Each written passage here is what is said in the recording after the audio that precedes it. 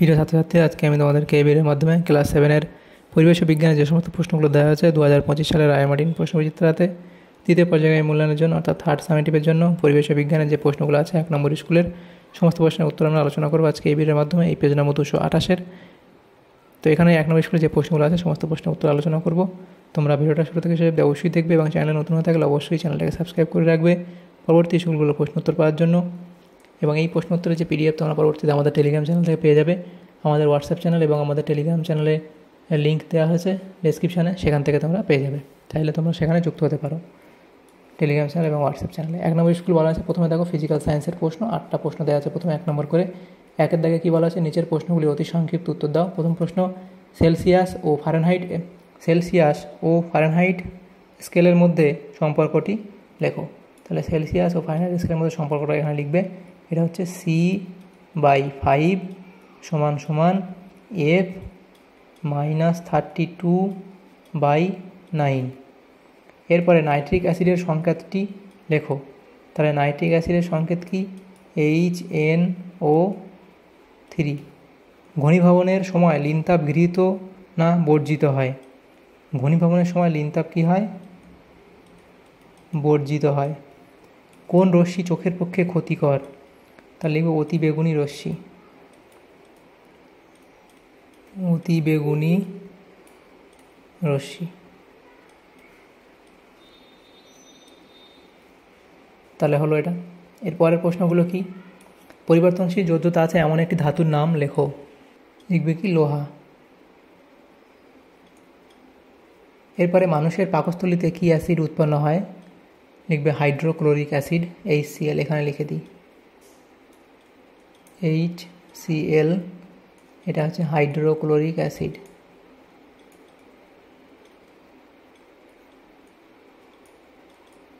Hydrochloric acid.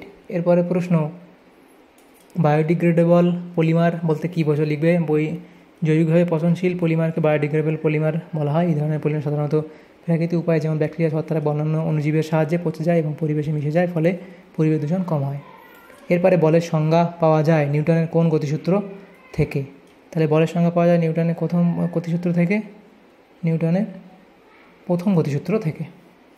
2 দাগের প্রশ্ন, শূন্যস্থান পূরণ করো। প্রথম প্রশ্ন, পদার্থের অবস্থা পরিবর্তনের সময় পদার্থের ড্যাশ অপরিবর্তিত থাকে? পদার্থের উষ্ণতা অপরিবর্তিত থাকে। এরপরে ভর সংখ্যা সমান প্রোটন সংখ্যা প্লাস কি? নিউট্রন সংখ্যা। নিউট্রন সংখ্যা। এরপরে কার্য ইকুয়ালস টু বল ইন্টু সরণ। কার্য সমান বল ইন্টু সরণ। 4 দাগের প্রশ্ন, আপেলে ড্যাশ অ্যাসিড থাকে? আপেলে কি? ম্যালিক অ্যাসিড থাকে। এরপরে 5 দাগের, খাবার সোডার জলীয় দ্রবণে পিএইচ এর মান কত? মানে পিএইচ এর মান ড্যাশ এর বেশি, তার লিখবে কি? 7 এর বেশি। এরপরে ক্ষারীয় দ্রবণের লিটমাস, ক্ষারীয় দ্রবণের লাল লিটমাস কি হয়? ক্ষারীয় দ্রবণের লাল লিটমাস কি হয়? নীল হয়ে যায়। এরপরে পোড়া চুনের সংকেত হলো CaO। এরপরে যে প্রশ্ন আছে দেখো, নেপচুনিয়ামের চিহ্ন হলো Np। এরপরে যে প্রশ্নগুলো আছে দেখো, 3 দাগের প্রশ্ন। 3 দাগের 1-এর প্রশ্ন কি? বলা আছে মাটির কলসির জল ঠান্ডা থাকে কেন? তাহলে লিখবে মাটির কলসির জল কেন ঠান্ডা থাকে লিখবে। 2য় প্রশ্ন, কোন উষ্ণতায় সেলসিয়াস ফারেনহাইট স্কেলে পাঠ সমান হবে তা নির্ণয় করো। তাহলে এটা এভাবে তোমরা করবে যে আমরা জানি সেলসিয়াস ও ফারেনহাইট স্কেলের মধ্যে সম্পর্কটি হলো কি? C/5 = F -32/9। সেখানে সেলসিয়াস হচ্ছে C, ফারেনহাইট হচ্ছে F। পুরোটা মানে বোঝানোর জন্য বেশি করে লেখা দেওয়া আছে। তাহলে এখানে আমরা কী ধরবো? স্কেল ধরে নিই C = F = এখানে আমরা কি ধরেছি? X ধরেছি। কারণ কি? আমাদের ওই মানটা বার করতে হবে যে মানটার মান সেলসিয়াস এবং ফারেনহাইট স্কেলে সমান। তাহলে সেলসিয়াসের সমান, ফারেনহাইটের সমান, সেটা আমরা X ধরেছি। তাহলে আমরা C এর জায়গায় X বসাবো, F এর জায়গায় X বসাবো। এই সূত্রে বসিয়ে আমরা ক্যালকুলেশন করলে কথা হবে X এর মান -40 আসবে। তাহলে সুতরাং -40 ডিগ্রি তাপমাত্রায় সেলসিয়াস ও ফারেনহাইট স্কেলের পাঠ সমান হবে। এবং পরে যে প্রশ্ন ছিল দেখো, চিত্রসহ সূচি ছিদ্র ক্যামেরার কার্যনীতি লেখো, তাহলে লিখবে। এরপরে তৃতীয় প্রশ্ন 3 দাগের এ, নিউটনের প্রথম গতিসূত্রটি লেখো। তাহলে বাইরে থেকে প্রযুক্ত বল দ্বারা বাধ্য না করলে স্থির বস্তু চিরকাল স্থির থাকবে এবং গতিশীল বস্তু চিরকাল সমগতিতে সরলরেখায় গতিশীল থাকবে। দ্বিতীয় প্রশ্ন বি কী বলা আছে, 10 সেকেন্ডে একটি বস্তুর বেগ 40 মিটার পার সেকেন্ড থেকে 60 মিটার পার সেকেন্ড হলো, বস্তুটির ত্বরণ নির্ণয় করে। তাহলে দেখো 40 থেকে 60 হলো, অর্থাৎ 20 আমাদের বেড়েছে, 10 সেকেন্ডে ওটা হয়েছে, তাহলে ত্বরণ আমাদের এ বার করতে হবে।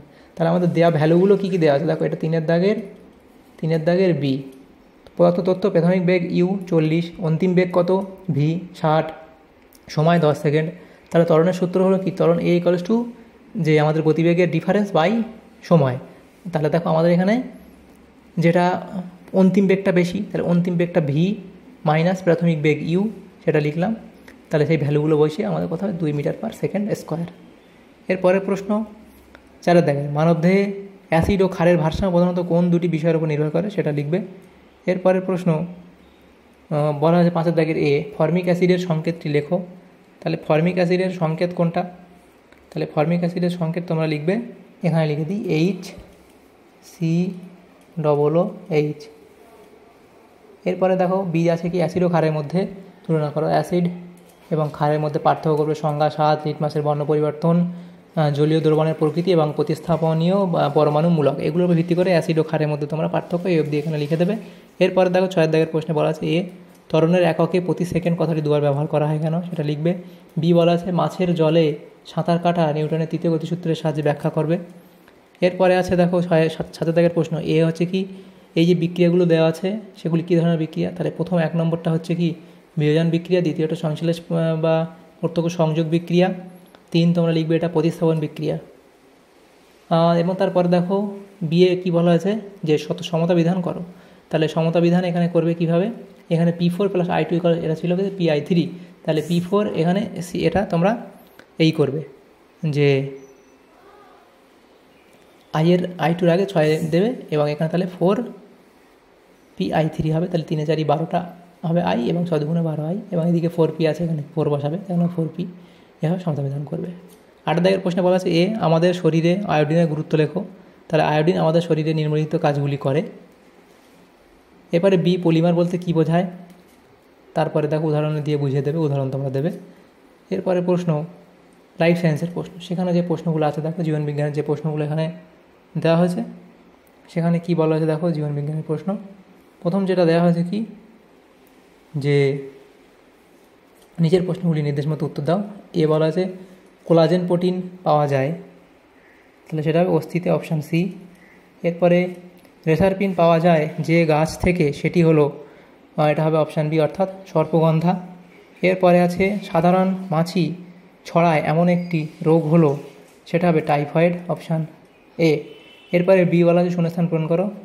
1 বিয়ের দাগের 1, হলুদ মিষ্টি ও সস্তা বিরিয়ানিতে মিশে থাকে, লিখবে কি মেটানিল ইয়েলো। তাহলে এটা হবে হলুদ মিষ্টিতে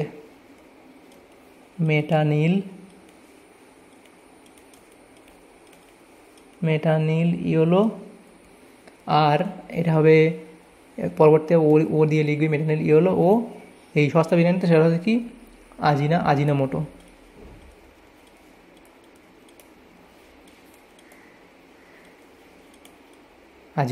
এরপরে ড্যাশ হিমবাহ থেকে ব্রহ্মপুত্র নদ সৃষ্টি হয়েছে, তাহলে লিখবে কি, এটা হবে তোমাদের চেমায়ুংদুং হিমবাহ থেকে এটা সৃষ্টি হয়েছে।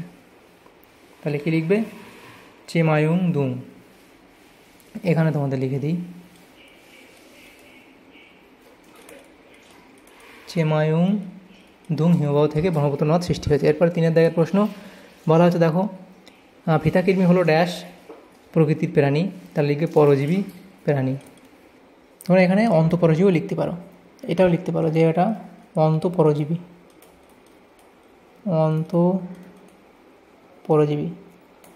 এটাও লিখতে পারো, বা পরজীবী প্রাণী লিখতে পারো, অন্তঃপরজীবীও লিখতে পারো।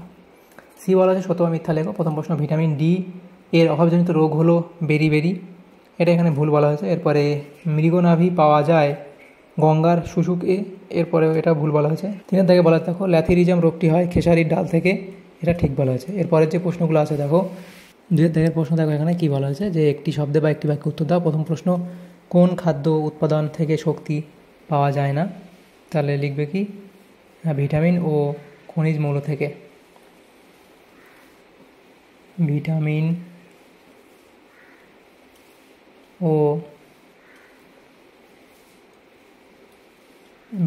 ও খনিজ মৌল থেকে। আচ্ছা এখানে লিখে দিই সেটা, এই একের দাগের প্রশ্নটা এখানে লিখে দিই, ভিটামিন ও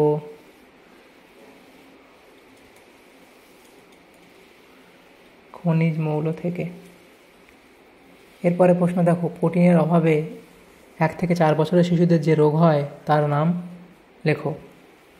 তাহলে সেটা হবে কি ম্যারাসমাস। এর পরের প্রশ্ন কি আছে, প্রবাল প্রাচীর কোন পদার্থ দিয়ে তৈরি হয় সেটা লিখবে। সাইবেরিয়ার বাঘের অস্তিত্ব সংকটের অন্যতম কারণ কি? এরপরে 5 দাগের প্রশ্ন এখানে কী বলা দেখো, অ্যালার্জি সৃষ্টিকারী বস্তুগুলিকে কি বলে?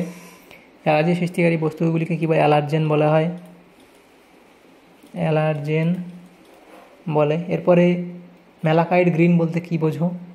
তাহলে সেটা লিখবে। এরপরে আবহাওয়ার দীর্ঘ সময়ের গড় অবস্থাকে কি বলে? তাহলে সেটা হচ্ছে জলবায়ু বলা হয়। এরপরে আম দিয়ে তৈরি একটি প্রক্রিয়াজাত খাবারের উদাহরণ দাও, লিখবে আচার। তারপরে প্রশ্ন দাও 3 দাগে 1টি বা 2টি বাক্য উত্তর দাও, সেগুলো নেক্সট পেজে আলোচনা করব। প্রথম প্রশ্ন ছিল কি মানবদেহে পদার্থ খনিজ মৌল দুটির ভূমিকা লেখো। এখানে কি আছে? লোহা ও ক্যালসিয়াম। তাহলে এখানে লোহা এবং ক্যালসিয়ামের ভূমিকা এখানে লিখবে। বিশ্ব উষ্ণায়ন কী সেটা লিখবে। পার্থক্য লেখো, এখানে হবে জৈব বাহক আর যান্ত্রিক বাহক, সেগুলোর উপর ভিত্তি করে পার্থক্য লিখবে। এরপরে আছে দেখো 4 দাগে, দ্রাব্যতা অনুযায়ী ভিটামিনকে কতগুলি ভাগে ভাগ করা যায় উদাহরণসহ লেখো। তাহলে দেখো এটা হবে স্নেহ পদার্থ দ্রাব্য, ভিটামিন এ, ডি, ই এবং কে, এবং বাকি যে দুটো সেটা হচ্ছে ভিটামিন বি এবং সি, এটা হচ্ছে জলে দ্রাব্য ভিটামিন। 5 দাগের প্রশ্ন বলা আছে, মানসিক স্বাস্থ্য ভালো রাখতে আমাদের কী করা উচিত? মানসিক স্বাস্থ্য ভালো রাখার জন্য আমি নিম্নলিখিত কাজগুলি করব, এই পয়েন্টগুলো এখানে তোমরা লিখবে। 4 দাগের প্রশ্ন দেখো কী বলা আছে, মশা নিয়ন্ত্রণের একটি উপায় লেখো। তো মশা নিয়ন্ত্রণের এখানে এতগুলো উপায় দেওয়া আছে, যে কোনো একটা উপায় লিখবে। পরের প্রশ্ন আছে কি, মশার ম্যান্ডিবল ও ল্যাব্রাম কীভাবে রক্তপানে সাহায্য করে? তাহলে ম্যান্ডিবল কীভাবে সাহায্য করে এবং ল্যাব্রাম কী করে সাহায্য করে, এবং তোমরা সংক্ষেপে লিখতে পারো, কিন্তু যে 2 নম্বর দেওয়া আছে একটু বেশি করে লিখবে তোমরা। এর পরের প্রশ্ন যেটা বলা আছে 5 দাগের, যে ব্যাকটেরিয়ার উপকারিতা সম্পর্কে লেখো। তাহলে ব্যাকটেরিয়ার যে উপকারিতা সেগুলো এখানে লিখবে। তাহলে দেখো আমাদের এখানে যে প্রশ্নগুলো ছিল ক্লাস 7 পরিবেশ ও বিজ্ঞানের 1 নম্বর স্কুলের 3rd সামেটিভের জন্য যে প্রশ্নগুলো ছিল, সমস্ত প্রশ্ন উত্তর আমরা আলোচনা করলাম আজকে এই ভিডিওর মাধ্যমে। তোমাদের যদি সামান্যতম উপকার এসে থাকে ভিডিওটা অবশ্যই লাইক করবে এবং বেশি বেশি করে বন্ধুদের সাথে শেয়ার করবে। আর পরবর্তী যে স্কুলগুলো আছে সেগুলোর প্রশ্ন উত্তর পাওয়ার জন্য অবশ্যই তোমরা আমাদের চ্যানেলটাকে সাবস্ক্রাইব করে রাখবে। Thanks for watching.